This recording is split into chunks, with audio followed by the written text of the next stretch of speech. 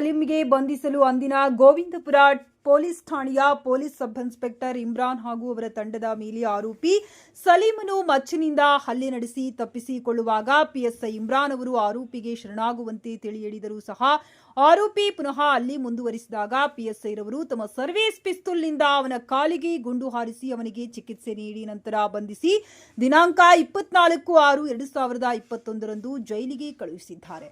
ಸದರಿ ಪ್ರಕರಣದಲ್ಲಿ ಇಂದು ಮಾನ್ಯ CCH 20 ನ್ಯಾಯಾಲಯದ ನ್ಯಾಯಾಧೀಶರು ಓಂಕಾರಪ್ಪರವರು ಸುದೀರ್ಘ 5 ವರ್ಷ ವಿಚಾರಣೆ ನಡೆಸಿ ಆರೋಪಿಗೆ 7 ವರ್ಷಗಳ ಕಠಿಣ ಶಿಕ್ಷೆಯನ್ನ ವಿಧಿಸಿರುತ್ತದೆ. ಸದರಿ ಪ್ರಕರಣದ ತನಿಖಾ ಅಧಿಕಾರಿ ಶ್ರೀ ಕಿರಣ್, ಪೊಲೀಸ್ ಇನ್ಸ್ಪೆಕ್ಟರ್, ಹಿರಿಯ ಸರ್ಕಾರಿ ಅಭಿಯೋಜಕರು ಶ್ರೀ ಶಿವಕುಮಾರ್ ಅವರು ಸರ್ಕಾರದ ಪರವಾದ ಮಂಡಿಸಿರುತ್ತಾರೆ. ಎಲ್ಲ ಅಧಿಕಾರಿ ಹಾಗೂ ಸಿಬ್ಬಂದಿಗಳಿಗೆ ಮಾನ್ಯ ಡಿಜಿ ಅಂಡ್ ಐಜಿ ಸಾಹೇಬರು ಹಾಗೂ ಮಾನ್ಯ ಪೊಲೀಸ್ ಕಮಿಷನರ್ ಅವರು ಅಭಿನಂದಿಸಿರುತ್ತಾರೆ.